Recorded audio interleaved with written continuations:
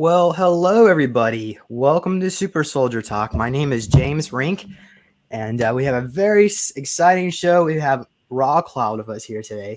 So thank you so much, Raw. I really appreciate you taking out your time out because I know we had a different time.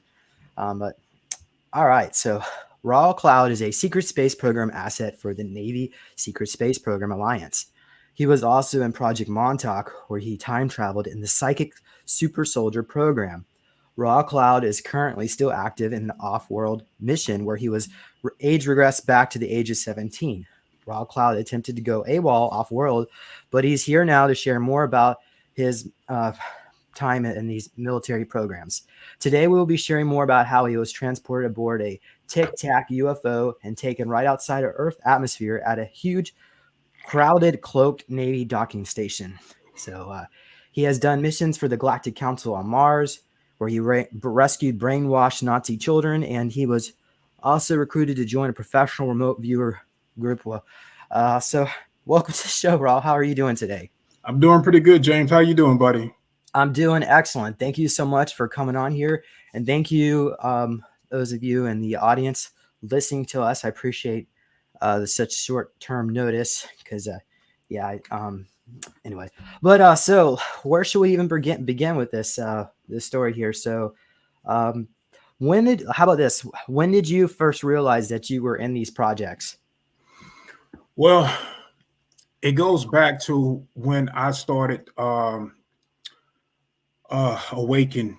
I began to awaken with sleep paralysis and having a lot of panic attacks.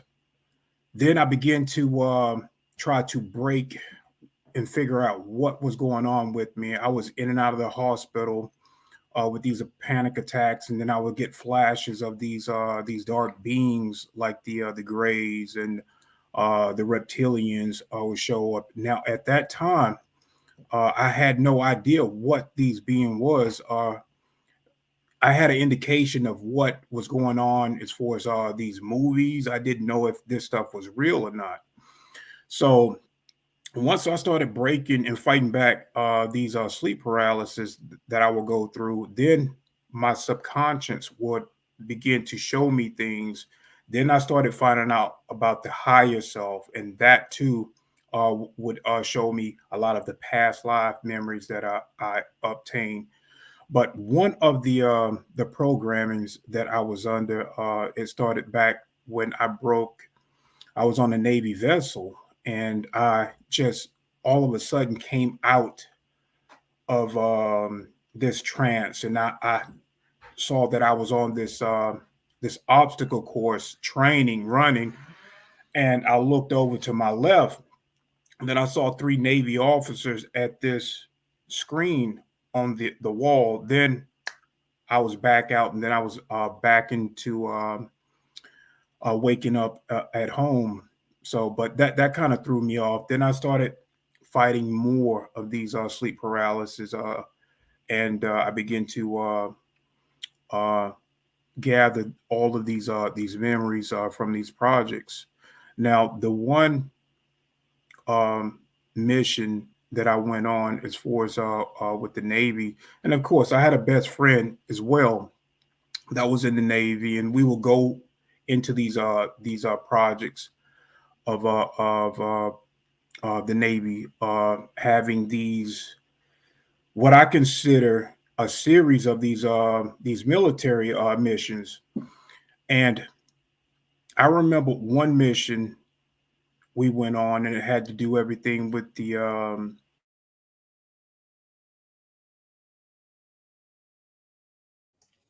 You still there? Did you freeze? Oh, yes. Was that on your end or mine? it was on. I think it was on your end. Could you repeat that again, please? Oh, are we getting interference? I think we are getting Okay. interference. And this is the kind of stuff that happens once you start talking about these projects. You will have these type of interference. Now, like I was saying, with the let's go ahead and start with the Tic Tac. Let's start with that, and then we'll go into Well, the well, actually, Raw, could you back up? Were you in the U.S. Armed Forces? no. All right. So I got that's to, interesting. yeah, I have a buddy that's in these projects. As far as he is a actual Navy soldier, so he's actually in the now with these projects as well. But as far as me, I came in just like Max and James did. Max Spears and James and Casbolt. these, Casbolt. yeah, yeah. So we all funneled in under these projects as well, as far as with the Montauk, and then got shipped off to these other projects within the Navy and the Air Force and all these other projects. Oh, okay. All right. So why do you think the Navy would have chosen you? I mean, did you have a relative in the United States Navy, or what do you think? Well, my father, he was in the Navy.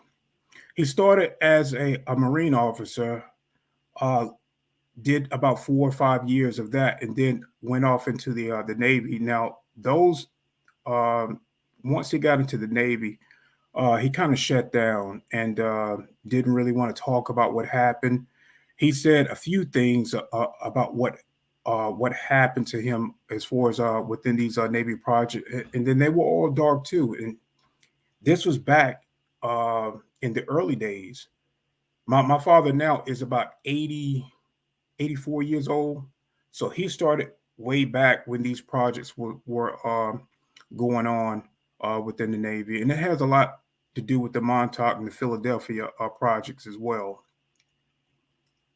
Very good. Yeah, my dad was U.S. Navy, 67 to 69.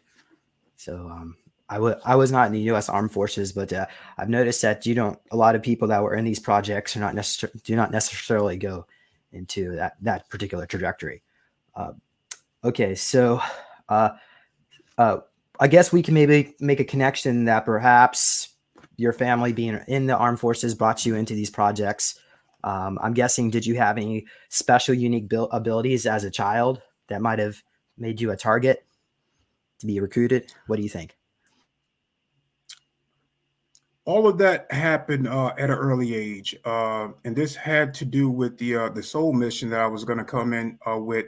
At the time, I had no idea about these bloodline families and how everything had to do with that. So they already know when you begin to before you even born, you come through this net uh, in Earth atmosphere, and you have a unique spiritual signature, and it carries high vibration, and they're able to tag you once you come through the net, and they will find out who the mother and who the father is, and once they establish that, then the grades will come out because they already know about they already know your level of spiritual abundance because you're bringing that down through like from your past lives and all of this other connection that you have, spiritually gifted. So when 7 years old, I noticed that I would get visited by these beings, and I would get floated out through my window and then up into a craft. And I got triggered years ago because you know how the grades work. They will take you, then they will wipe your mind. That's how they operate. All of them operate, whether it be negative or positive. They all wipe your mind. So once I got triggered by a memory, it was of me being 7 years old, between the ages of 7 and 8 years old. I noticed that I was on a metallic table and I only had my underwear on, and I can see myself crying, thinking that this was going to be the last time I see my mother. And this female gray. Now, you can't tell the sex of these beings because how they are built, but this female gray, she stared into my eyes and she told me that I was going to be okay. And then that's pretty much what they look like. But the head on one of those beings was just almost like a oval shape. And so when she looked at me, she expressed so much love and compassion for me. Now, at the time, I didn't know if this was real love or false love. And we all know that some of these grays do have compassion, but some of them have what we call a false sense of love and compassion for, whoever that they encounter with. A lot of it's just false love. Yeah, this was Christy drew this. I got abducted last Wednesday, so yeah. All right, so we know. Let's get that out here. So we established that the Greys were interested in you. I'm guessing there's probably a bloodline connection even before, not just related to your father's military service. Um, do you know anything about your genetic background that they might have found interesting? You think? A year before my mom passed away, uh, my brother and my mom told me that they entered the home, and she was in her 70s, and they were still interested in my brother and my mom. My brother was 24-hour care for my mother, and when it came to me, I made sure the doctors and all her appointments stayed up to date. As far as with the human district, but my brother told me that one night he had came out into the living room, and you know how it goes. We're just spiritually drawn to certain things. We don't know why. We get drawn to do certain things or check out certain things, but that was one of the indications that he too was psychic as well. He was drawn to go out to the living room for whatever reason, and then he spotted two tall grays, and there was three smaller ones. One of the smaller grays, I'm thinking, had to be one of their hybrid children, either my mom's or my brother's, because that's just how they function. Um, they had to have portal in. They didn't just go through the front door. They use portals to portal in. So, but one of these grays were fascinated with my mom's chair because my mom, she couldn't really walk, and she had a special chair that lifted up her or recline her back, pertaining to her comfort level. And my brother said that the small gray was just standing up on the chair, just jumping up on it as if they was having fun. So he other room and just was telling my mom what was going on. Shortly after, he said that there was a huge knock on that door, the bedroom door, and it scared them both. And after that, they don't remember what happened. All So right. yes, it's definitely bloodline. Okay, so do you think they started off a trajectory while you were a child? I know you mentioned 17, but do you think they might have taken you younger and you did 20 back and sent back? What do you Oh think? yeah, most definitely. I first started getting visit at a small age, but but that memory only goes back to about 7 to 8 years old. Uh, but of course, you already know they're already watching the parent as she's pregnant. So they was already watching my mother, and they probably did the same thing with her, and so on with the grandparents. It's like I said, they are looking for a genetic strain to create hybrids, hybrid children with special, unique powers, and those powers are going to come from your past lives. They are looking for unique abilities to obtain for their genetic line. Okay, so when did you first become aware that you had special abilities or gifts? When I was probably about 4 years old, I would didn't have friends at that age, and I wasn't in school, so and I was the youngest child of seven, I was the youngest child of seven, and my mom would, go to sleep once all the kids were out of the house and at school. She would go to sleep, and it would just be me and her. I had nothing else to do, so I would look out of my mom's bedroom window, and I would communicate telepathically with birds. I would communicate telepathically with squirrels, and I would get them to do certain things. If there was a bird that was standing still, resting, I would ask that bird to go ahead and take flight for me and come over, and it would. Same thing with squirrels. I can get squirrels to come up to me, and they weren't afraid. And we're talking about wild animals. That was the first memory that, and I thought it was natural. At that age, I thought everybody can do this. All right. So I guess we can go to so when do you think they first took you? Was there like a period of your childhood that you had a section of missing memories, maybe from the age of 7 to 9 or something like that? What do you think? Like I said, I would go through a series of sleep paralysis, and it would start at a young age. And when I would break out of these sleep paralysis, I would notice on this part of my hand there would be two needle marks right there. And I used to think at that young age that maybe a snake bit me, but I later found out this was an indication that the reptilians would symbolize that they were taking me as well. They would show that the two viper strikes right there in the center of my hand, and then I would see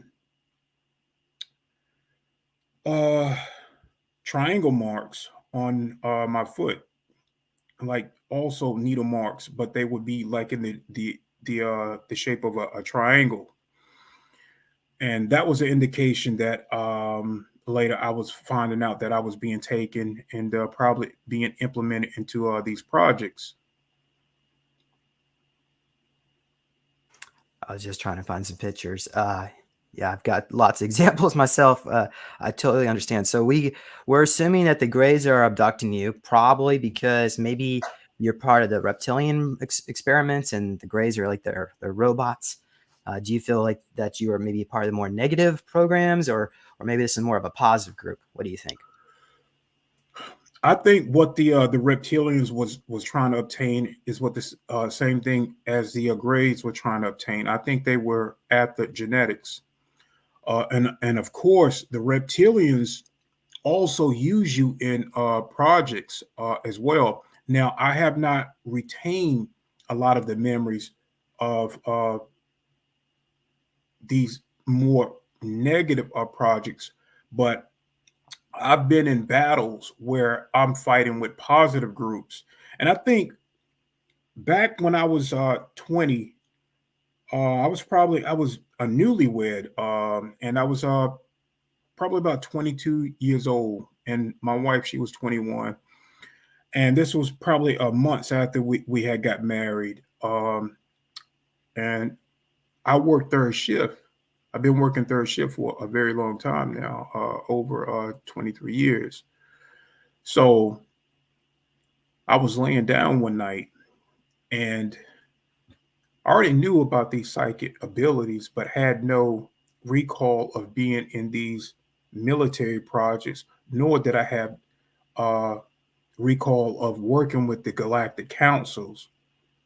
I had no recall of that stuff. I knew there was things that was going on. I was fighting a lot of these negative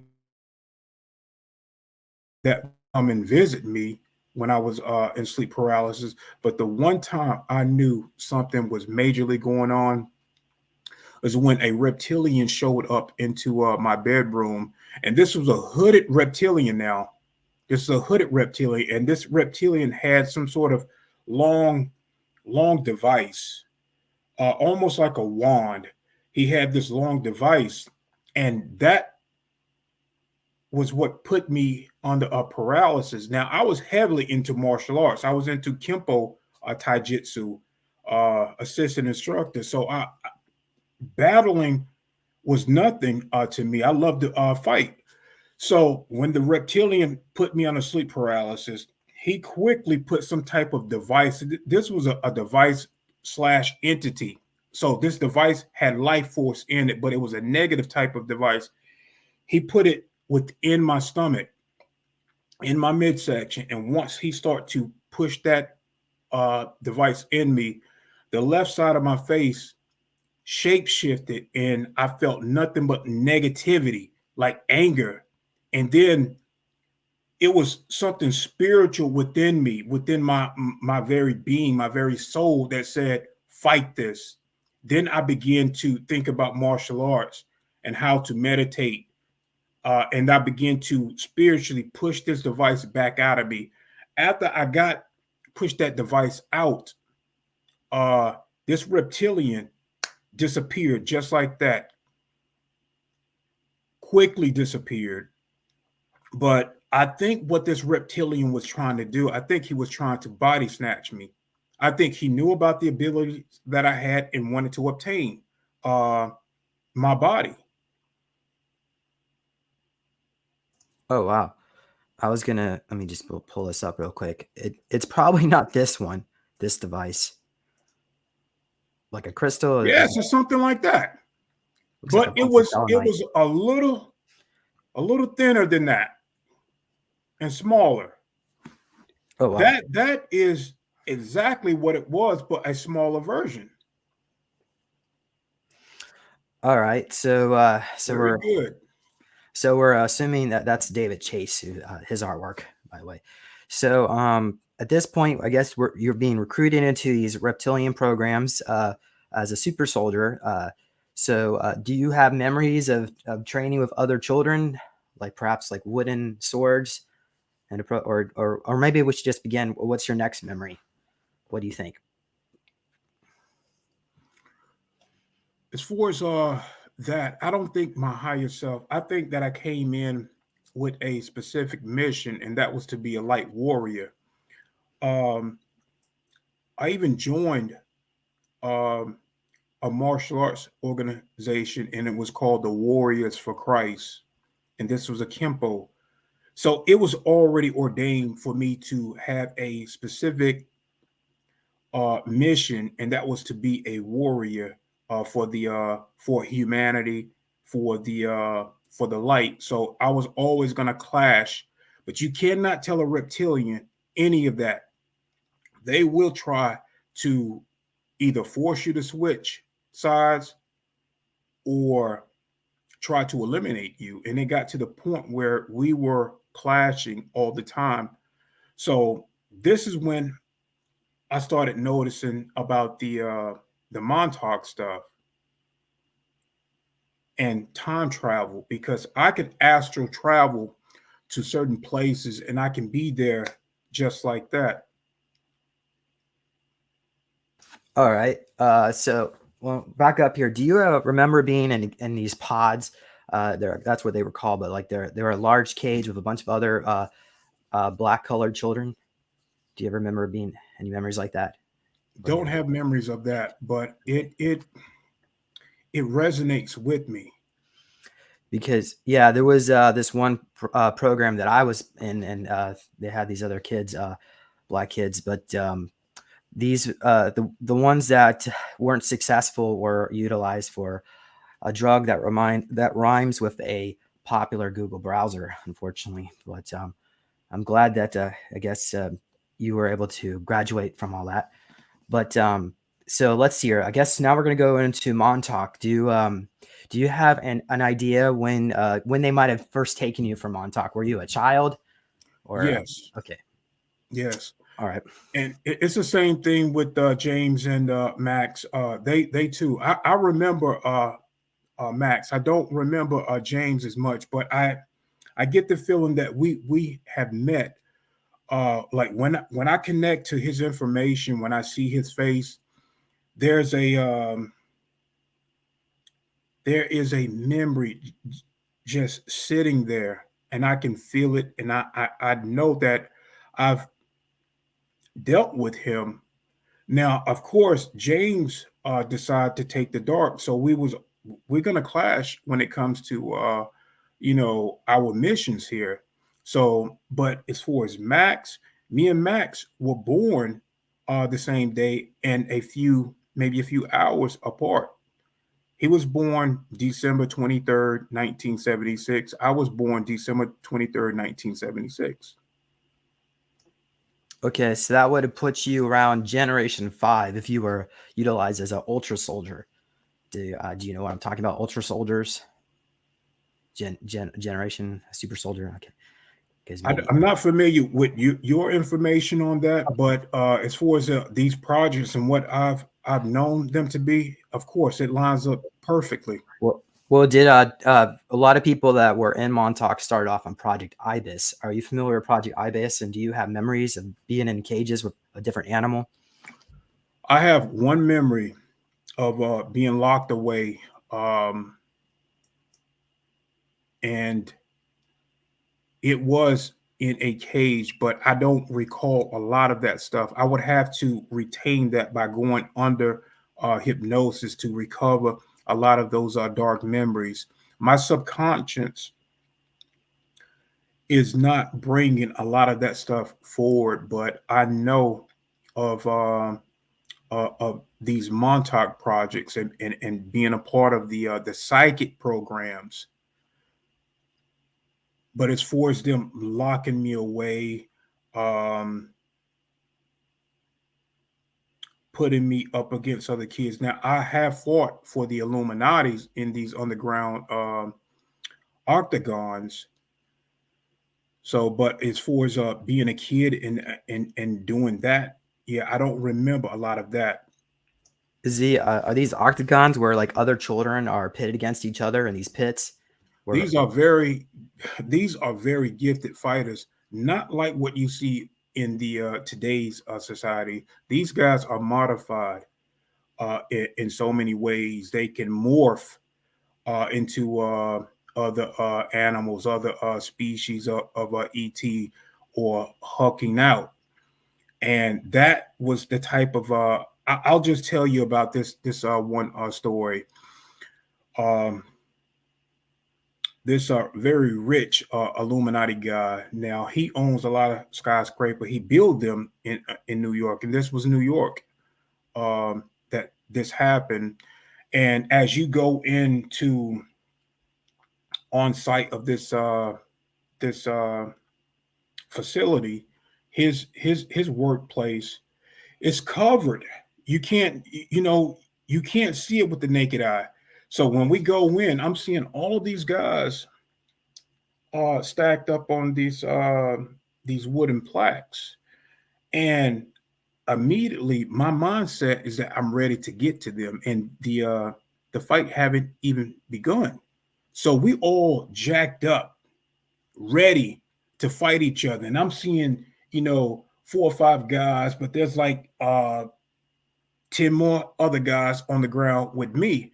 But my attention was to get to the guys that was at the top of that wooden plaque. I scaled the wall as if I was some type of animal. And once I got to the guy that I had my eyes on, I quickly grabbed him and threw him off. oh And wow, yes, and then that was before the octagon fight. Now that was my altar hadn't even come front center for the fight. Haven't even come front center, but I was already in a ready state to fight.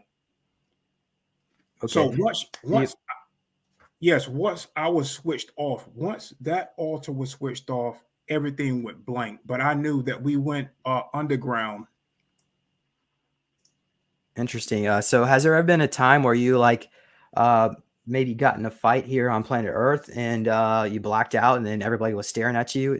Did you ever witness anything like that? I've gotten in several fights where I could not control myself. That was another altar that it took everything. It took me to pray to break this altar, because if I had not have done that, then that altar would have killed that guy. I Wow. was at that point. Well, tell us more about how you integrated your altars, and well, actually, maybe start with how many altars do you think you might have? Of course, we have human altars, and then we have uh, animal altars as well, and we have what we call super soldier altars. There's so many altars that get fractal into our subconscious, and then they can be called forward to participate in different projects. So it all depends. I don't know exactly how many altars I have, but the American people need to realize, whether they remember a lot of this stuff or not, more than 500 million people have altars and they have no idea. So that's what you're guesstimating the total amount of people utilized in these secret space programs. It's about 500 billion. Probably a little more. Oh wow. Probably a little more, because that's a lot of colonies out there within space, and they need a lot of bodies to do certain things off world and on world to fight or to participate in um, these other projects. Oh Now, wow. I've actually turned down military projects as You mean projects. the military recruited you in the here and now and you turned them down? That kind of thing? Well, they tried to, but I've always been a part of these military projects. I've been a part of these military projects, but the one thing I like about my group is that I keep my free will intact. So they allow me to keep my free will as long as I'm serving a purpose for humanity. And I choose what I would do and what I will not do. And that's because of the karma that we collect is huge. It's huge. Now, I will not kill a human being, but like I said before, I can go out there in space and kill ETs all day, and there's only a small fraction of karma for that. But to kill a human being within this earth realm will cause a lot of karma. That karma you have to pay back. Now, I've dealt with Trump as well. You know, I've helped Trump out in some of these projects in Space Force. But the one military mission that I turned down was when they wanted me to kill some drug dealers. And I grew up in a poor neighborhood, and most of my neighborhood friends, their older brothers, they sold drugs, but they were good guys. I knew a lot of these guys. So, and I'm thinking, you know, I'm not going to kill someone just because they made a poor choice in life, you know, due to their surroundings and the circumstances that they are under trying to make money. Yes, it's not a good thing to be out there selling drugs, but when you become a statistic of your own environment due to how our government runs the system, then, you know, I'm not going to hold that against them. You know, I'm not going to kill someone just because they made a poor choice in life. So I turned down um, that mission of eliminating drug dealers. Oh wow. So that's amazing. So tell us more about your connection with Trump. What can you tell us about him? Now, I got recruited to join Space Force, and of course, you know, once you know you're in the presence of Trump, which I like Trump, you know, uh, you know,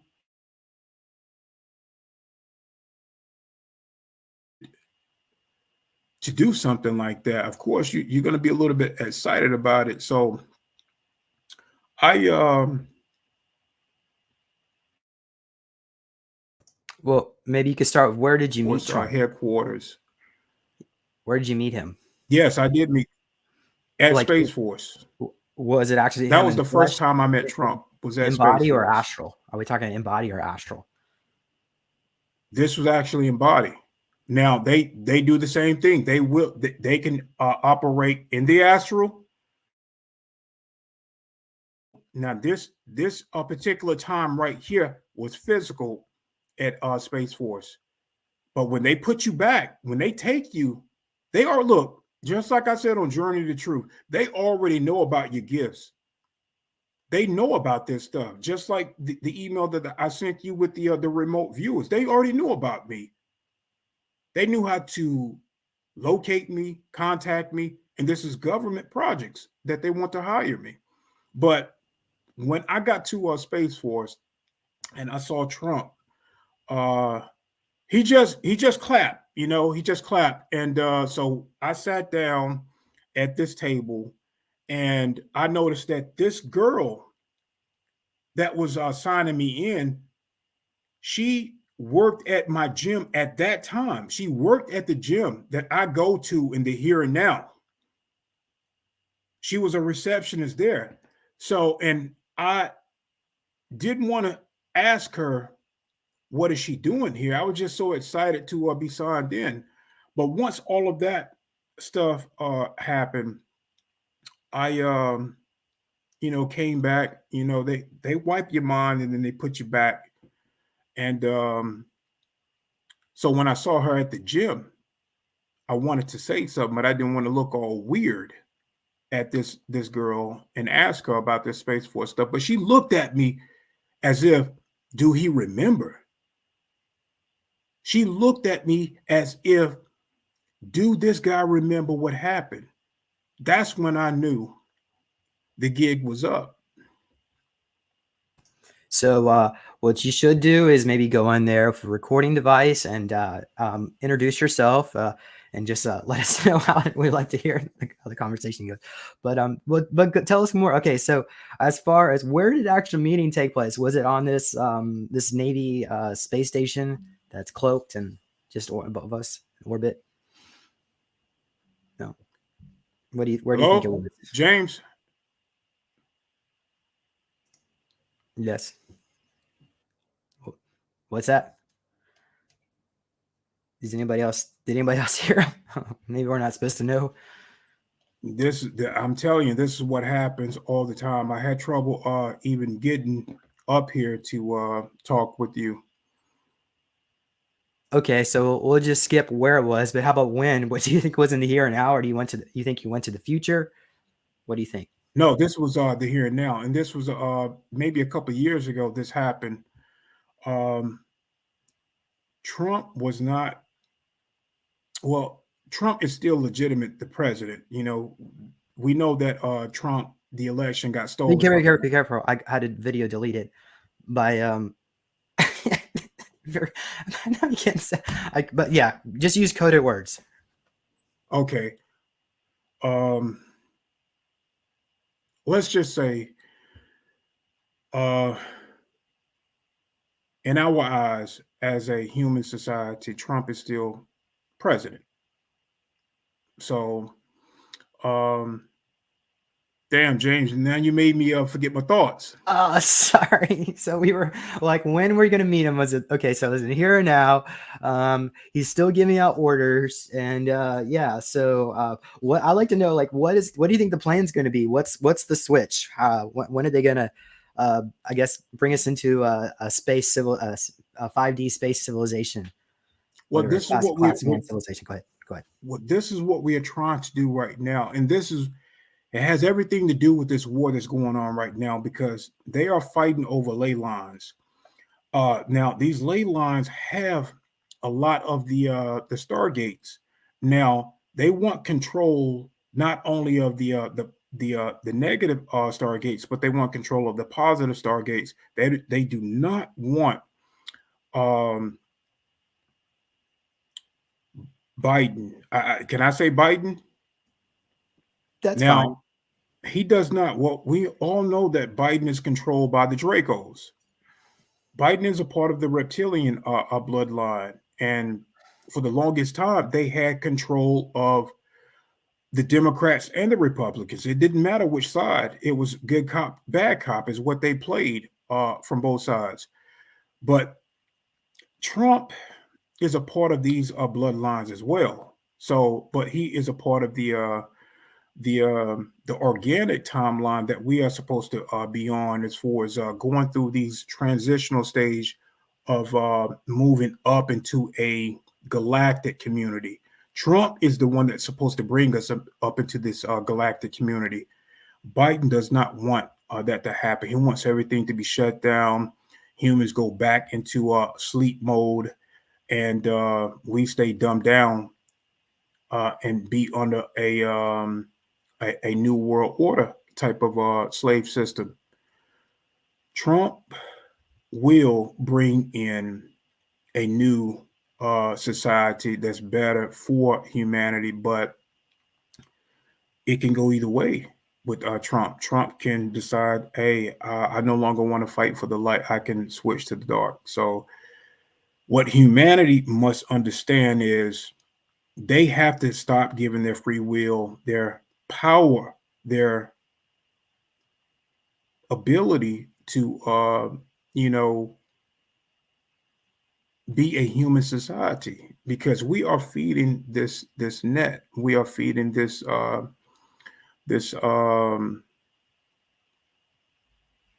we're feeding their system.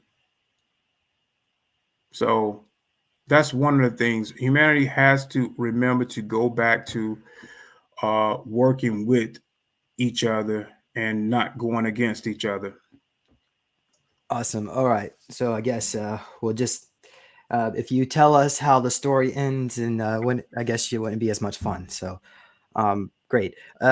Can you actually tell us more about what the Alliance actually is? Because according to my records, the Alliance doesn't, the term okay, Space Force eventually changes the name to Space Alliance around 2055 or somewhere around there. So Space Alliance or whatever it doesn't exist yet as in the name Alliance, but it's my belief that maybe they're sending people back in time, so they actually are here, but they're not here in public. So can you comment about that? Well, tell us, what do you think Space Force is? And I mean, Space Alliance. Yes. Oh my God, that's the Alliance. Tell us what do you think that is? It is a conglomerate of positive forces. Uh, it comes from high dimension to extraterrestrials to a human society. This is a global effort to combat these darker agendas, these dark alliances. So, when we're dealing with, let me explain first. When you're dealing with interdimensional beings, you have good dimensional beings and you have bad dimensional beings. Well, they fight it out. When it comes to extraterrestrials, you have good ones and you have bad ones. They fight it out on their level. When it comes to human hybrids and star seeds, we fight it out with them as well. And when it comes to just a human line that's good and evil, we fight it out on those levels. So it's the same thing with Space Force, the Navy Alliance, Earth Alliance, and these galactic communities. Is all one net of us coming together and combating these dark forces. That's what that is. We are fighting. This is what we call a spiritual war because it's all soul evolution. All right. Well, as far as like when did it emerge? I guess it's always been here, but maybe just not in that name, or maybe it is that name now. It well, time does not exist. So you're looking at past, present, and future all coexisting at one time. But I get what you're saying. There's a time and a place for everything. Now, I can't pinpoint from a human point of view. I cannot pinpoint when these conglomerates started to merge and work together. Now, we can all say that the white hats have been here working from behind the scenes, not just on Earth uh, level, but under the earth as well, inner earth, also You know, Either. Oh, uh, you, well, okay. So let me. While we're waiting for, I don't know. I guess his camera might. yes, I knew Well, once I started talking about inner Earth that was going to happen. so the inner Earth beings are going to come out and help us. To a degree, they like to stay private because they have their own things going on down there. Now there is a Thor line down there, and then I've also connected with um, the tall Amazon people, females. Now there's a subscriber of mine. Her name is Jill, and she is a part of the Amazon females tribe down there. But the Olden line is down there as well. Now they go interdimensional. They do trade with the inner Earth people. So these Amazon women, they exist. What is it like Wakanda, where there's a pocket reality in Africa, but this is in South America? Is it like that, or are they actually inside the planet or under the planet? They're inside the planet, and they have a tribe. They have their own civilizations. They don't deal with um, no other beings, not unless it may be trade. And they don't do much of a trade. They have everything they need within their society, and they are powerful warriors. Yeah, you don't want to mess with them. Those females don't play, bro. They do not play. Awesome. As what about Wakanda? Let's hear my. So Renetta Jones and I were working on a project to try to explore whether it exists or not. And basically, what we see, it's deep in the Congo area, and there's dinosaurs guarding the portals. So it's extremely dangerous to try to go there in person in the Congo to try to enter this pocket reality. But I don't know, Raw. If you have any intel on Wakanda, if not, we'll just move on. What do you think? We'll move on. You there? I would have to connect with that information in order to Oh, bring it down from the cosmic web.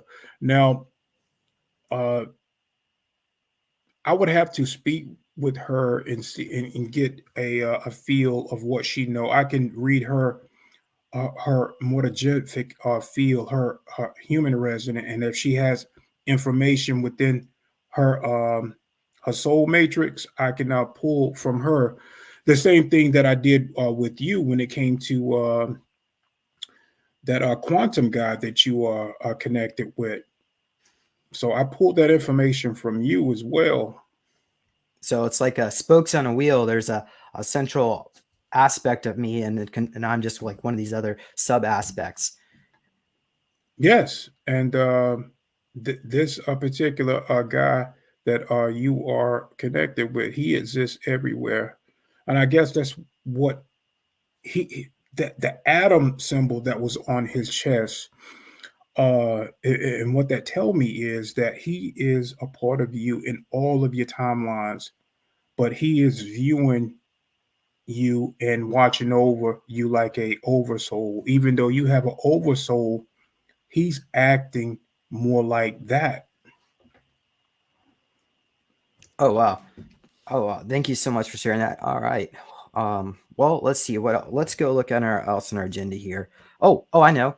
How about Solar Warden? So it is let's see here. So I believed through a lot of the people that come on the show, we've established that Solar Warden it existed before 1983, but around, it was either 81 or 83. The Secretary of Navy created Solar Warden as basically a division to compete with Nachtwaffen, because essentially the Germans went off into outer space and they colonized all the breakaway, and they went back in time. Now there's about 100 trillion people in the breakaway. Most of them are German, so the Americans wanted their own breakaway, even though it did exist. Project Winterhaven, I think it was called, before Solar Warden emerged. So, is the Navy Alliance, the Navy, I guess Space Force, is Solar Warden basically a division of Space Force, or what can you tell us about that, Solar Warden? Well, Solar Warden was kind of created um, and for a long time ran both positive Nazis and negative Nazis.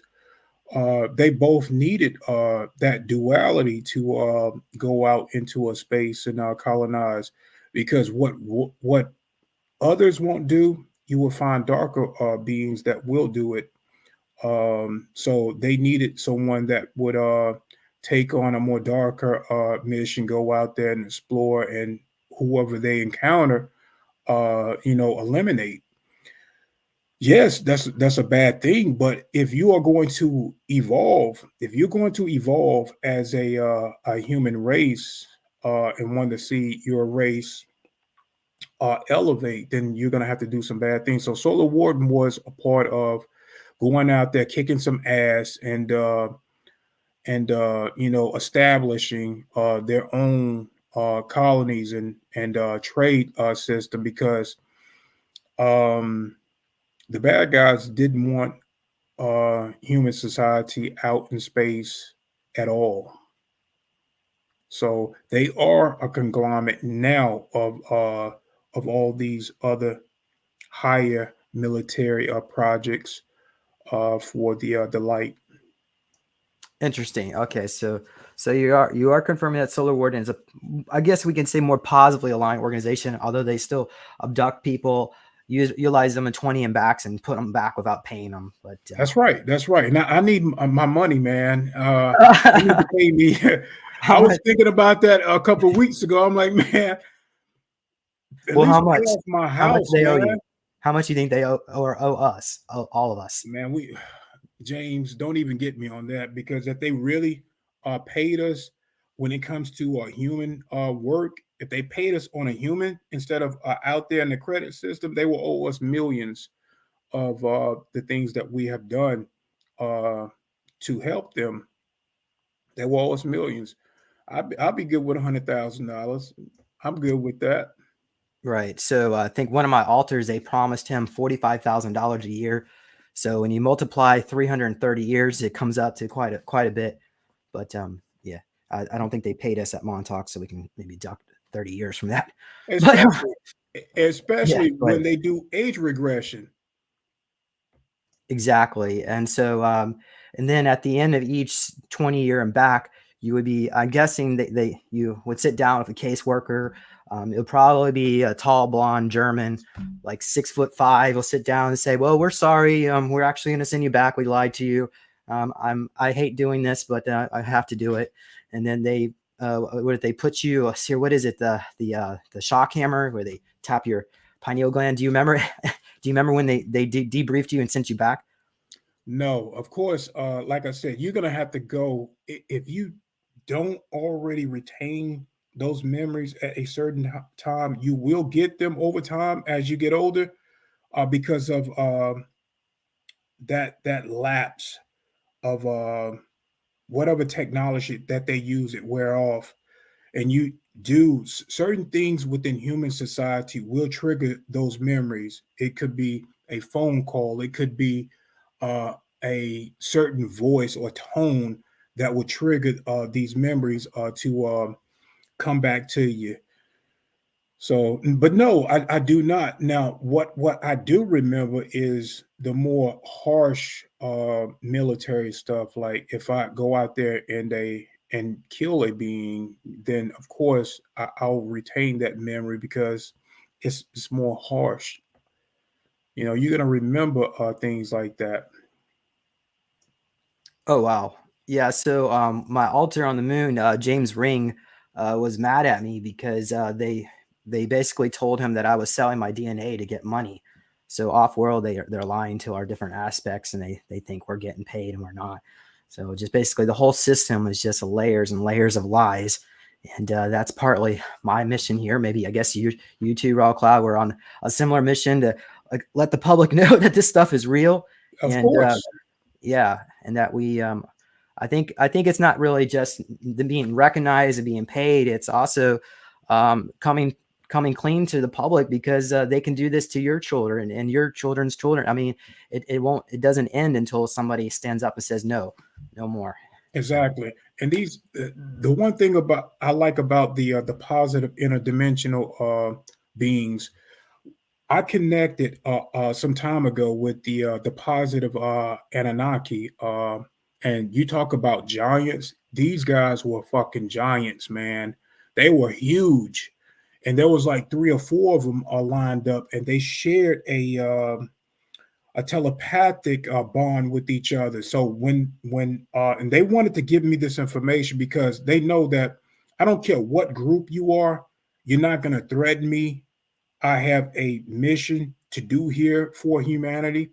And since I want to do a good job, I'm going to cover all of it. And that's where it comes with the hats that I wear in my video. You will see a gray hat, you will see a white hat, you will see a black hat, because I have to cover all angles of disclosure. Some of this stuff I'm going to disclose is not going to be pretty. The white hat stuff is going to be, okay. But when it comes to the gray, there's going to be a little bit of both. But these particular Anunnakis were telling me that every man, woman, and child on earth should not have to struggle or strive as hard as we've been doing. There should not be anybody poor, because the government, once you give your blood, if you go to the doctor or the hospital and they take blood from you, even if it's a little tube, that little tube is worth a mountain in gold. And these other races off planet will take that, and the government will give you nothing. The government is getting paid by off-world society, either through technology, precious minerals, gold off planet. We're talking about big time stuff. So that's why your birth certificate bonds are worth billions of dollars, and they only give you a tiny little bit, like maybe give you a little welfare check or some social security when you get older. But but they keep the Yeah, rest. yeah, and that's nothing to uplift your life. They take more than they give. Exactly. And the thing is, when you talk to the average person and tell them there's birth certificate bonds and you're actually a slave, and we're all basically in debt. Even if you pay off all your bills, you're still in debt. They just don't quite get it, and we're trying to help. Well, anyway, okay. So let's go back. Do you think we can maybe backtrack to let's go back to Montauk? Yes, What do you yes. think? Okay. All right. Great. So tell us more about what you remember about Montauk. Now, I time travel back to Montauk, and of course, now we know that there was a lot of dark things that happened in these bases. It just wasn't good. But let me clarify one thing, because we think that the military and the humans were the culprits, but no, you had reptilian that oversees that. Sorry, I'll stop screen share. I think maybe Well, go ahead. So there's so you say there's how about more specifically a Thuban Draco? yes, yes, and they visit that base quite frequently. Not as more as the Nazis, but yeah, man. The Navy really had their hands tied when it come to us certain projects. And Al, one of the programmers there, and of course Preston was also there too. Preston. Um, you know, they had to do some really bad things, and they too also was mind control. Anybody that worked there and was a part of these projects were mind control. And yes, a lot of kids did not make it, man. A lot of kids they died from malnutrition, they died from a lack of love. And when you're dealing with a child that still have all of these psychic powers that they do not want anyone to know about. Yeah. Now, look, James, I know you're pretty cool with him, but yeah, man, I'm gonna be honest. I'll turn it off so I don't traumatize anybody. Yeah, that guy right there, man, he was a pervert. I'm sorry, James. I'm gonna share another one here. This one, yeah. So when I was there at his house, there, he wanted me to stay behind to do another session on me, but I don't. Yeah, since this is not X-rated, we don't have to go into too much detail. And But unfortunately, I did turn him down. I felt like it would traumatize me more. But some people did accept the treatments, and they said it didn't help. But essentially, it reinforces the programming with the orgone. I guess the yeah, orgasm thing. So yeah, so Preston was a yeah, well and then the guy in charge of the Montauk project was Jack Pruitt. Do you know who I'm talking about? Jack Pruitt? Do you what do you think? Here, I'll stop. What do you think? yeah, they're tampering with the connection. I didn't hear what you were saying. Yeah, so do you remember Jack Pruitt, the head of the Montauk project? No. Okay, so supposedly Jack Pruitt was getting his orders from an AI or some yeah, that's so even like Yeah. people that run it. But what do you think of that, Rock? Who was running Montauk? Oh, you're breaking up. Could you say that again? Yes, they're tampering with the connection, James. Okay. All right. So we got, and then we have, so what else could we got? So Montauk itself, it looks like it was in a pocket reality over the Camp Hero area around I guess the early mid 70s, maybe somewhere around then. And it was like a day in springtime. They just froze time, in like late afternoon. Does any of that resonate with you, Raw? What do you think? You there? You can you hear us? Oh my gosh, guys, maybe we're gonna have to change the topic. I feel like I want to. Let's try one more question about Montauk. Okay. Let's see here. Yeah, So you go can ahead. see that they're tampering with the connection, right? Yeah, yeah. So I do not consent. But anyway, so how about let's do. Actually, I wanted to show this picture here. Let's do this picture. So back in. Hold on. Let's get this thing going here. Hold on. I think it may be because I'm sharing my photo. Oh wait, not this one. Darn it. Oh my gosh, it's not showing up. Well, Well, let me go tell ahead. you. Go ahead. Go ahead. Let me tell you real quick about the time travel back to Montauk. Now, when I time travel back to Montauk, now of course I do not retain a lot of the current memory. So when I went back to there, I landed on the beach. I was on the beach. Now I didn't even know that Montauk had a beach. I don't.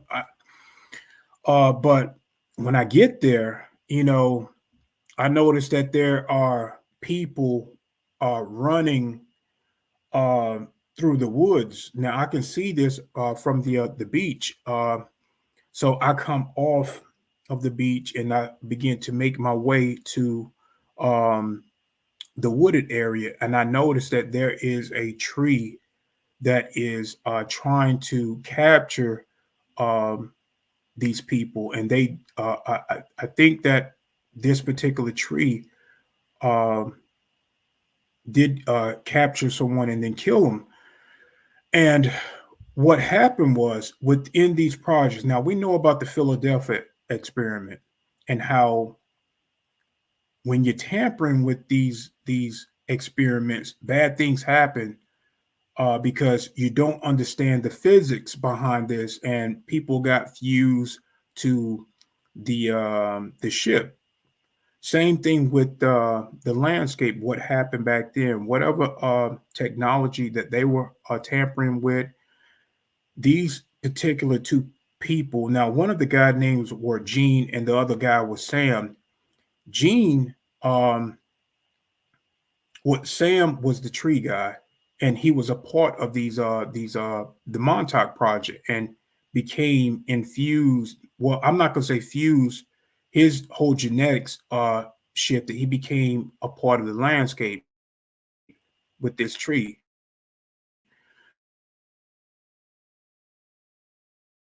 Okay. Awesome. Okay. So wow. Um, And while you were at And Montauk, oh, that was I'm sorry. Go ahead. he wasn't like the sand guy from the Spider-Man movie. Breaking up a little bit. Spider-Man movie. Okay. I'm not even sharing my screen this time. Are you still there, Raw? Or audience members, can you hear me? Is it me? Anybody in the chat? If you hear me, do you hear me? Say something. Oh my God. Can you hear me? Can you hear me?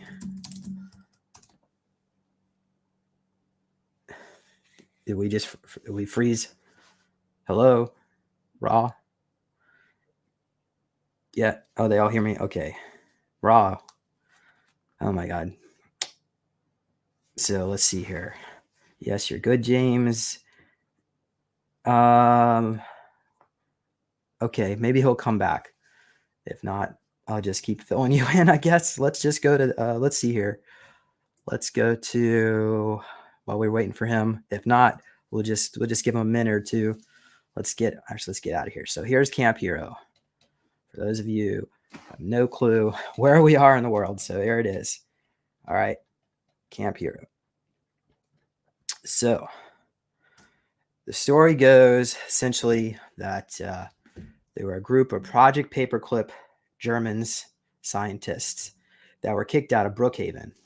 Okay, so that was about the 1960s because there was a certain senator that found out how extensive their MK Ultra research had advanced into.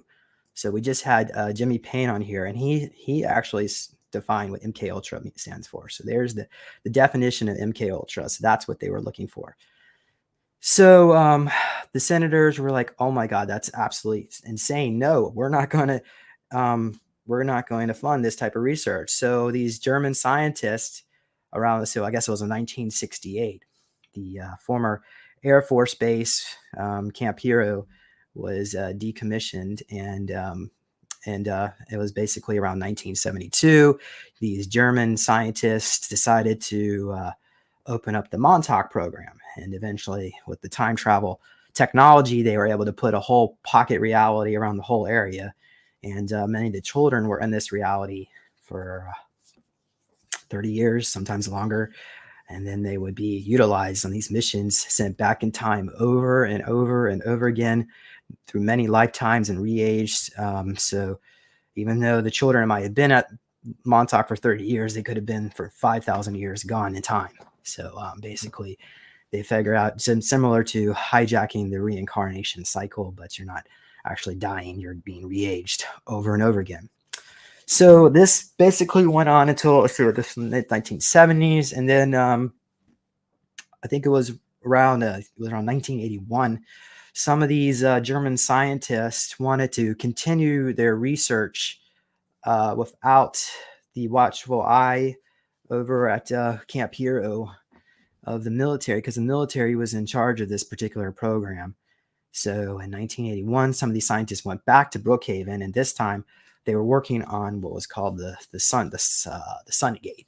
So they found some technology in the Amazon somewhere, or maybe it was in Central America. I'm not sure exactly where basically it was a when you activate the technology, it would create a bubble and like a ship, and you would travel inside of it. So they figured out the way to act, because it was this like some kind of reptilian technology where they were required to sacrifice a child. So it had to be a child, particularly from that area. So there was like a little embalming chamber where blood would drain down and activate the sun gate.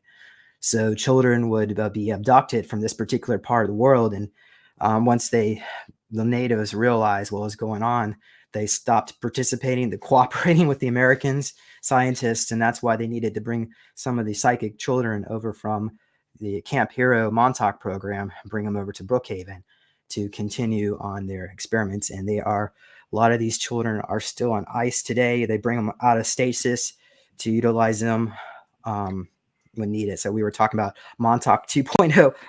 Let's see. Hold on. That was Yeah, that's Montauk 2.0 because there's a 3.0 because when the Camp Hero was shut down, they moved it over to New Orleans. There's a abandoned military complex down there. Welcome back. Yeah, I knew that was going to happen, James. You missed out a great present. I was just explaining a little history of the Montauk program. Uh, do you feel confident to continue talking about this, or what do you think? Should we just change the subject? I don't care, man. There, you got to understand that no matter what, they are going to try to stop us regardless. They can control the internet. Okay, they call it the internet for a reason, but let's just go. Let's keep going for it. Now, like I said, this particular guy, uh, Sam, he became a part of the landscape, and Gene also became a part of the landscape. He was the sand guy, and the tree guy had already killed. I think it was one person that he killed before I even approached that area, and then I saw, other people that worked on that base begin to run. So once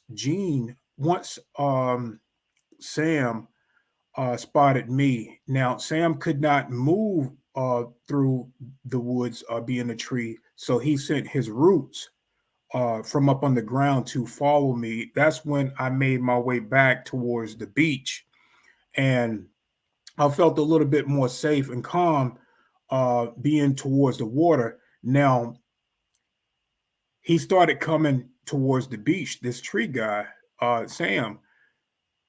Gene then rose up.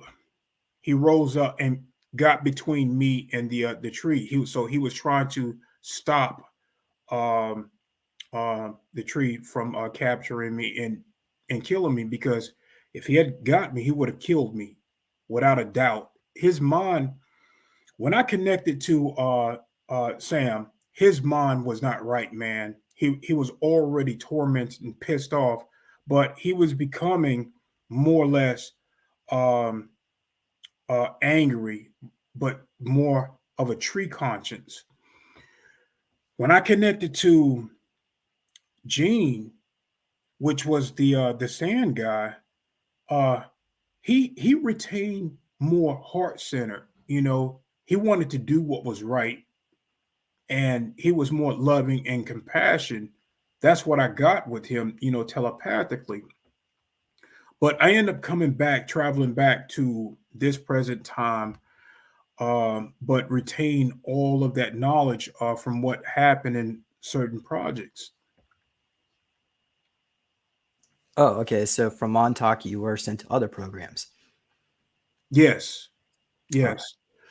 yes. So do you have an idea how many years you were at Montauk?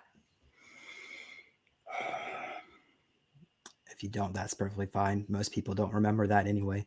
Yeah, I don't know how many years, but I know that what they was trying to do with these particular guys, these particular boys, were create psychic soldiers. That's pretty much what I am now. I'm a psychic soldier.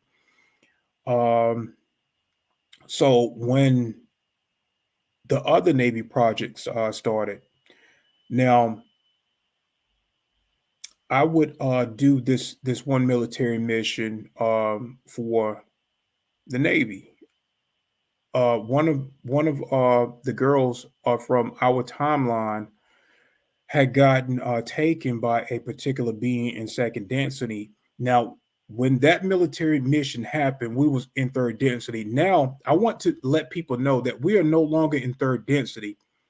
We're in the lower fourth density as we speak right now, and currently moving up. We are in fourth density, and a lot of the negative Anunnaki control the lower fourth.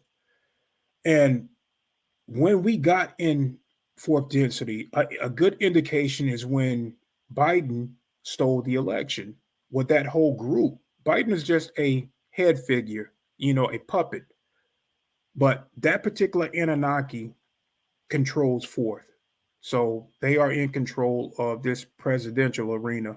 Okay, now let's get back to the military mission.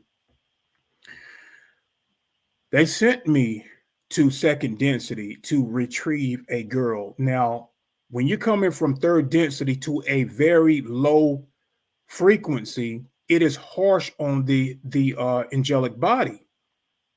It is very harsh.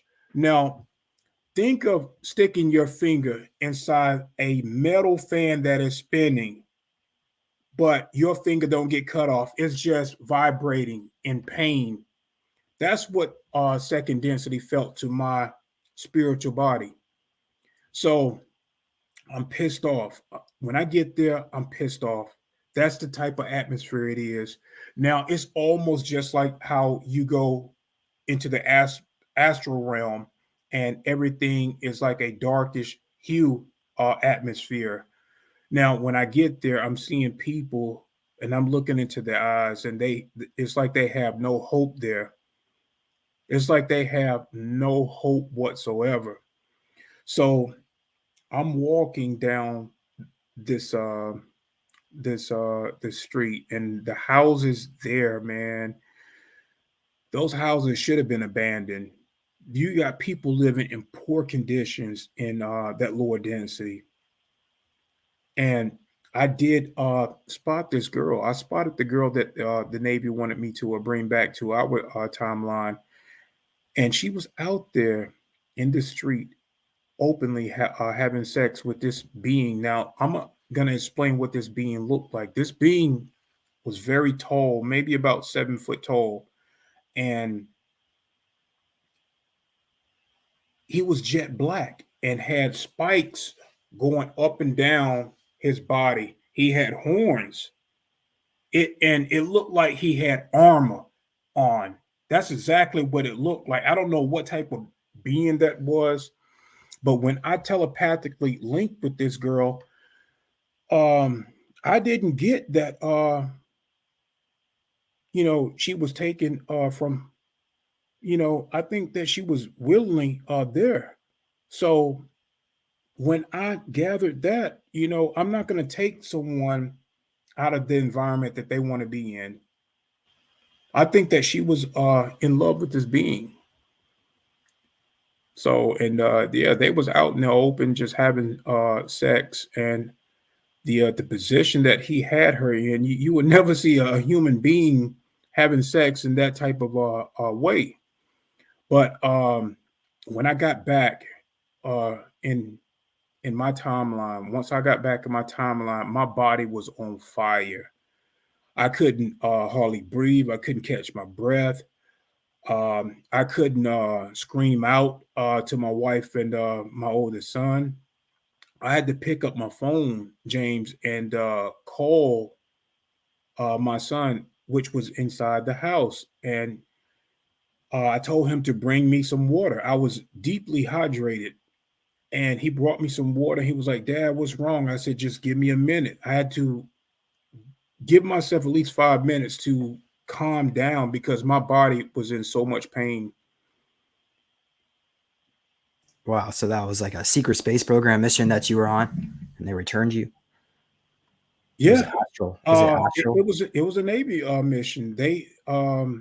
They knew that some girl had gotten taken, and they knew with the psychic abilities that I had. But wait, let me back up. Before I left and got back, there was there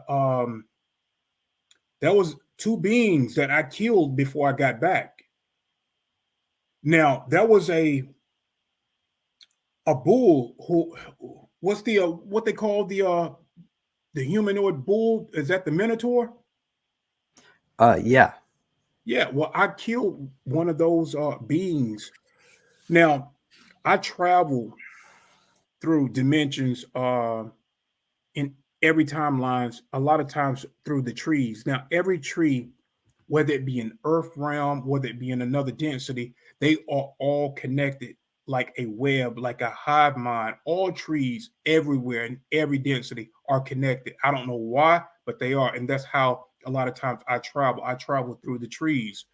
So uh, I saw this Minotaur trying to cut down my way back to my timeline, and I killed it. So after I killed that being, I'm gonna tell you another type of reptilian that was down there. This particular reptilian looked almost like an ape, but it had a dark um reptilian face, but it was hairy. It looked almost like what we would say a silverback gorilla looked like, but it had a reptilian face.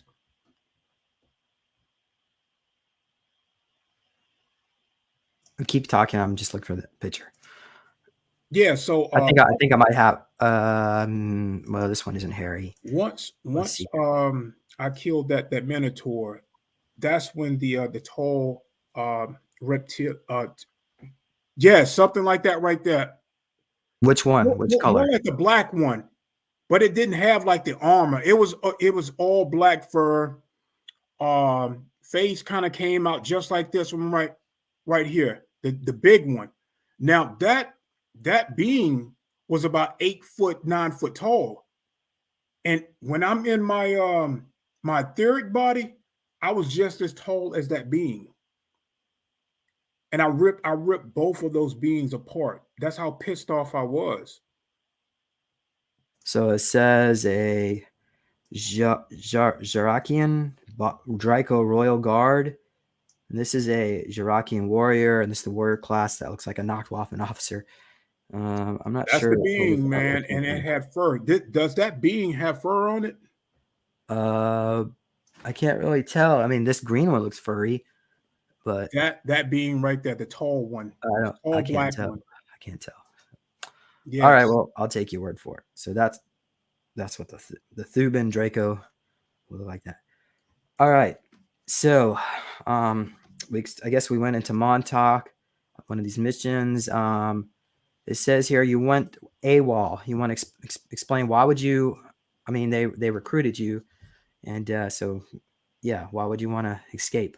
that was one that the age regressed me, and I went to this military colony that was colonizing another planet, another Earth-like planet, and I was at the age of 17. Now I don't remember if I was younger than that, but the time that I retained that memory, and this was not too long ago. This was not too long ago. So I remember there was a group of us, another guy and two other girls. And this one particular girl, she had a ponytail and hair that came out like that, and she had her her jacket, her military jacket, wrapped around her waist and just hanging off her bottom, and she had the tank top. So we had already planned to get the fuck off the planet. We wanted to escape. We're teenagers, and we rebelling against the military and trying to get back to Earth. So in this compound, this military compound, it's open like a fort. There's military vehicles there, almost like how we got them here, but built a little bit durable and better. Um, there's fence, there's weapons, there's a place that we can park the UFO craft, and there's guards walking around our age, man. Very um I'm not going to say like strict military mind, because we get to have a little fun as well. We get to be who we are. So it wasn't as strict, but when it came down to um being where you needed to be, doing your job, if you didn't have downtime, then that's where you needed to be, because you would get into some deep trouble. So we're hiding behind a vehicle, and I'm hiding behind this post. I'm hiding behind this curved post, and I noticed that there's two canine dogs coming my way. So, and I'm like, I hope these damn dogs don't see me, man. So when the dog come around the curve, I already got my face, you know, towards this metal fence. And I'm just thinking, I hope he doesn't see me. The dog walk up behind me and I can feel his nose on the back of my neck. And that's kind of freaky feeling anyway. And he's just sniffing the back of my neck and I'm freaking out. I'm like, man, if this dog bite my ass, I'm gonna flip. I'm gonna flip out. So I saw that he was kind of friendly. Now that military dogs, they're well trained, but I guess because I was in the compound and they noticed us as being so. Here we go again. Yes, I just said, here we go again. So when he sniffed the back of my neck, I kind of nudged him. Once I noticed that he wasn't going to bite my ass, I kind of nudged him and then turned my head towards him and, petted him. So I'm like, okay, well, we might as well go ahead and get up.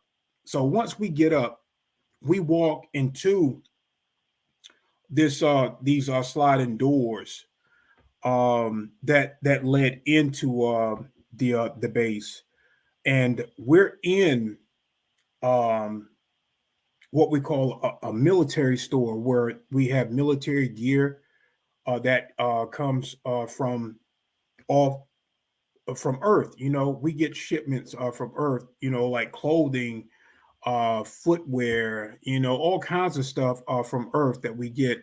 How about beer? I didn't see any beer, but so this one particular girl, Caucasian girl, she's pretty cool, man.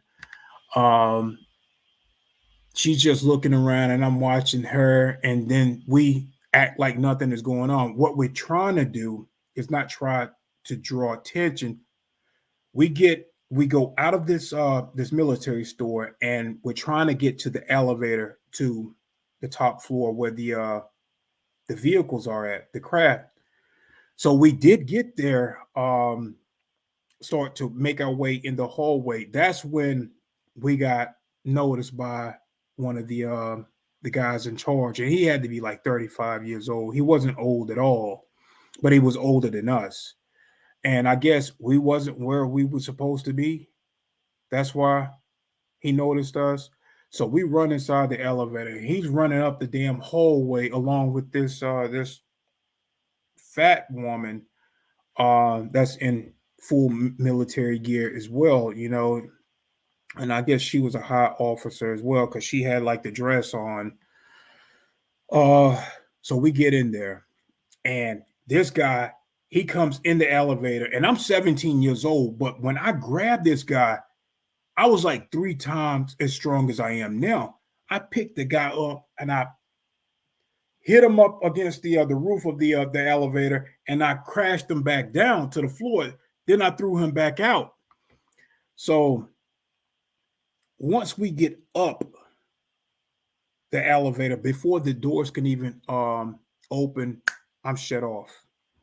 That's when I know that they got to us, and they wiped my mind. Yeah, wow. So we have Ileana, the Star Traveler. She said that if you even try to think about coming to planet Earth, you get these headaches, and if you actually attempt to do it, they could potentially blow up the implants in your head. So and then we have Daryl James. He says the logo. What happens if you try to set your coordinates on one of these ships to planet Earth? It will show whatever the Hanabu craft with. Was it like the eagle holding planet Earth in chains? Because basically this whole system is considered a prison planet and it's off limits. So I don't even think you would even been able to get back. But Yeah. did they even tell you off world? Was it even common knowledge that you were even allowed to come to planet Earth? I mean, No, but we was gonna try anyway. because we they have. definitely look. Our plan. We're 17 years old. Our plan was not solid. We was just winging that shit. So we was just trying to get to the craft. We was trying to get to the craft. Yeah, because usually what they would do, they would show pictures of planet Earth destroyed around. This would have been around the early 50s.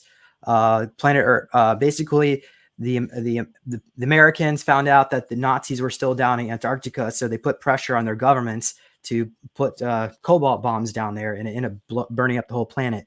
So from that other alternate reality, they have these pictures, and they actually have a museum of all these artifacts from planet Earth. And they say, well, planet Earth is destroyed, so you can't go back there. But the upper officers know.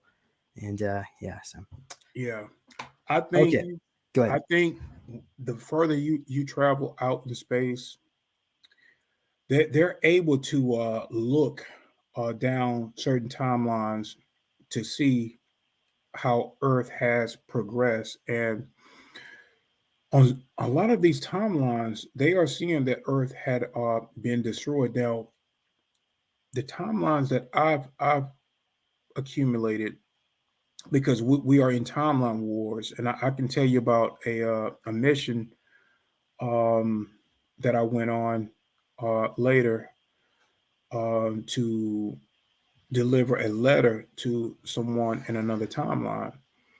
But these guys that's out in space, once they look down the timelines, they can see, how far we progress. And a lot of the stuff that they are seeing is not too good. But doesn't mean that they are on the same timeline that we are on.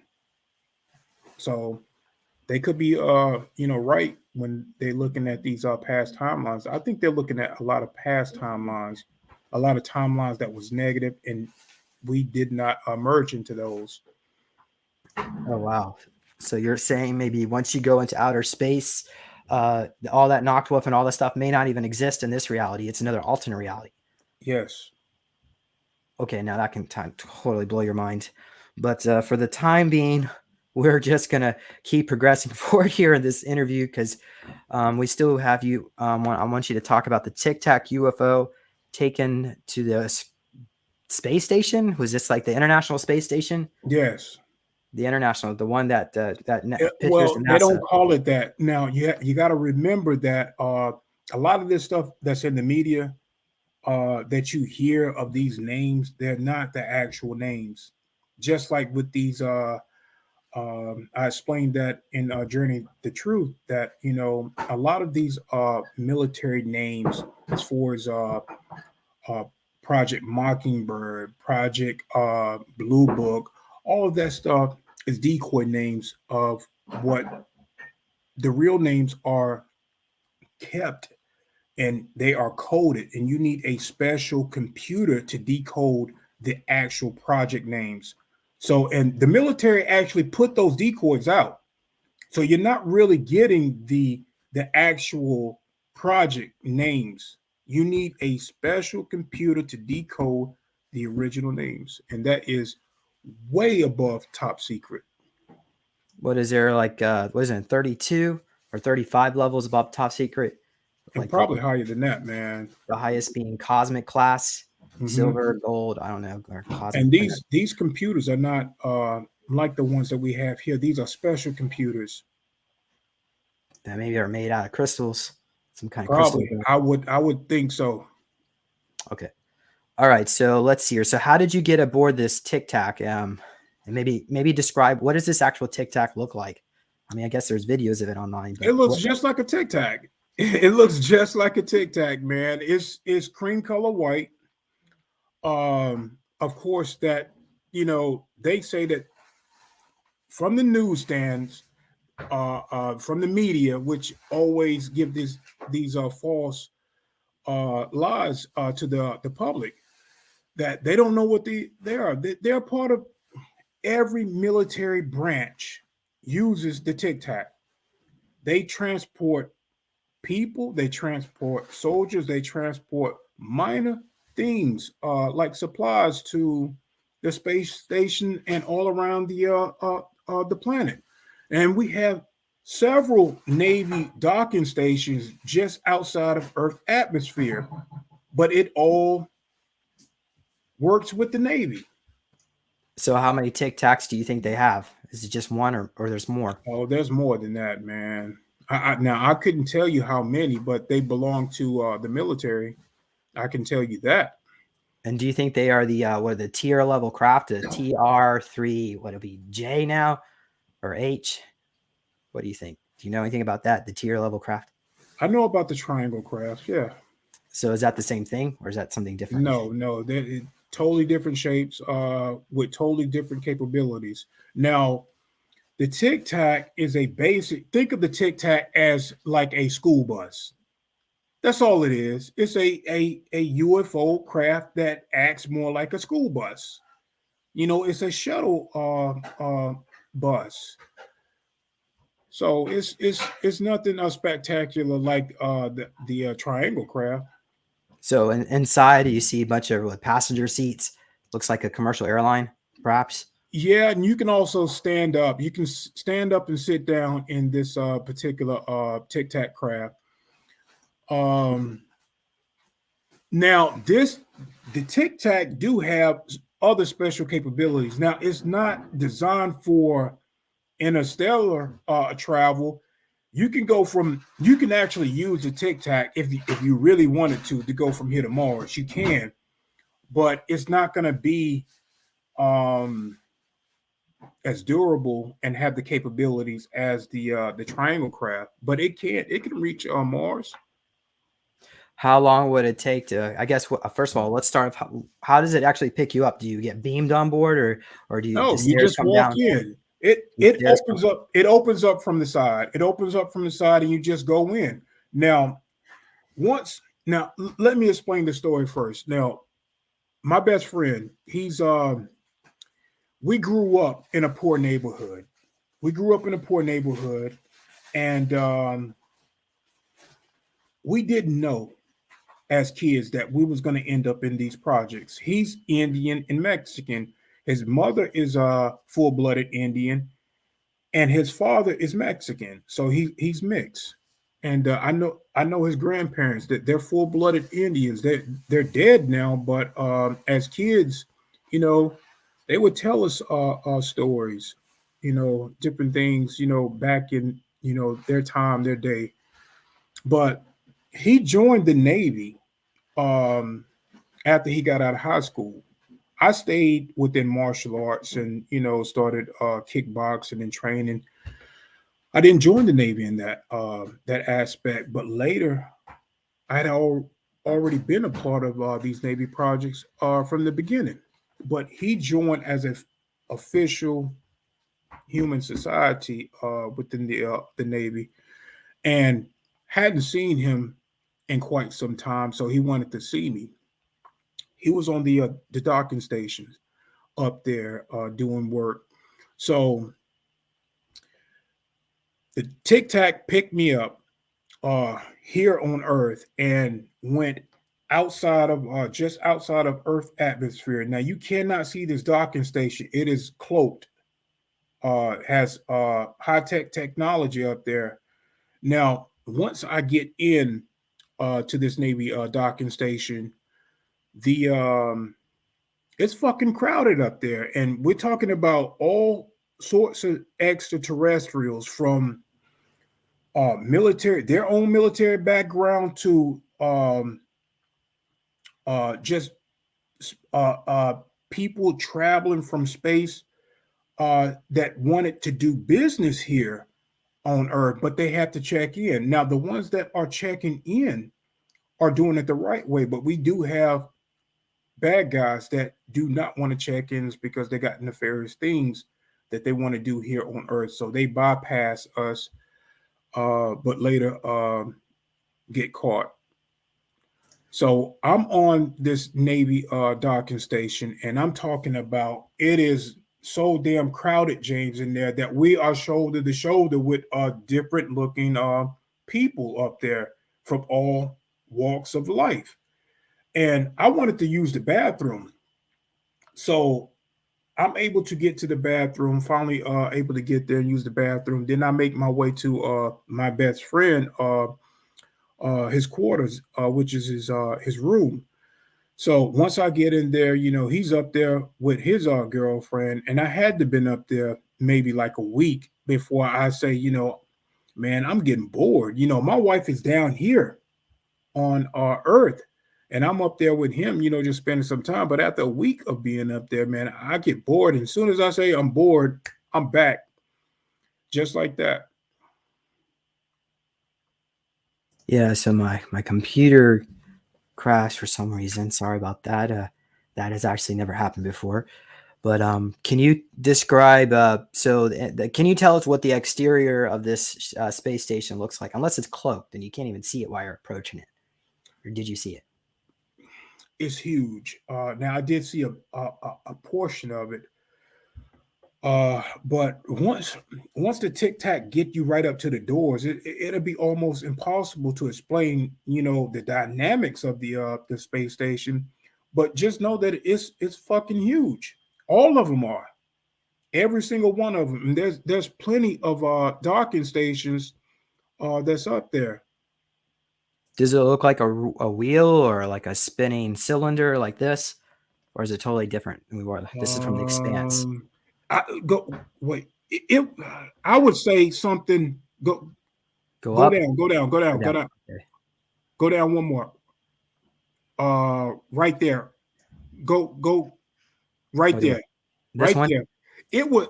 I would think that it looked something like that. I don't know why, but I feel like it's something circular like that. Oh wow. Okay, so all right. So what was the purpose of? I guess it's like an intergalactic way station for people coming to planet, or not people, star people coming to planet Earth, probably. Yes. This has to do with business that they want to conduct as far as trade. It has everything to do with trade, and then you'll have maybe some people that maybe just want to visit. But for the most part, man, they're not coming here just to visit. They want to do business. Oh wow. So I guess like maybe large corporations are tied into the um, MEIC, military extraterrestrial industrial complex, and are allowed to trade perhaps on these special places on the planet Earth. Perhaps Diego Garcia, according to Randy Kramer, the biggest trading goods out there is beer and also uh, children's clothing, because a lot of you can imagine certain smaller species.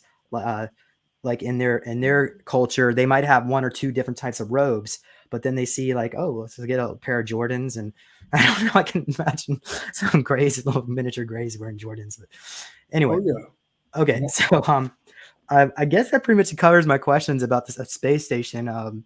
Yeah. Oh, and you don't really know how. So how about when were they built? I mean, we're told like what now, according to NASA, they're still working on the. Um, I guess we have an international space station, but something bigger. But what do you think? I think they will build. I don't know how old you are, James, but I'm 46. Um, I want to say they were in construction around the time of my father being in the Navy back in the.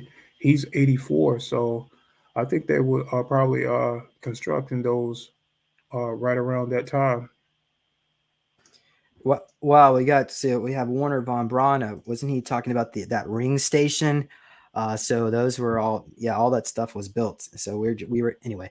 We were given NASA the never a straight answer to be anyway. Okay, so let's go to our last little question here. You said you rescued children brainwashed children on Mars. You want to go into that a little bit? Yes. Now this was a mission for the Galactic Council. This was not a Navy mission. This was for the Galactic Council. Now, when it comes to the council, we don't care what type of children, or it could have been reptilian children that would been calling out for help. We would come and assist them in any way that we can. So them being Nazi children didn't matter to me. If you harm a child, then we are going to respond. If we can not break intergalactic laws of intervention, then we will do this for anyone requesting for help. So they asked me to show up and deal with this particular being. So when I do work for the council, it is of high importance. So I pop in on Mars. Now, understand that NASA has a base there. They have a base. They've been having a base for a very long time now. There's also other military forces on Mars as well, that have bases above and below ground. They're not showing you this. Whatever they show you in the public eye with that little rover shit that they have out there, and they're just showing you this open spot. That's not. They're only showing you bullshit. There is a Nazi school above ground, and I'm pretty sure they got schools underground as well. But I was above ground on Mars, and I pop in. It's just like any other school that we have here. Desk, pencils, a chalkboard, all of this shit that we have here, they have that on Mars as well in a school setting. So when I pop in, I see this Nazi female.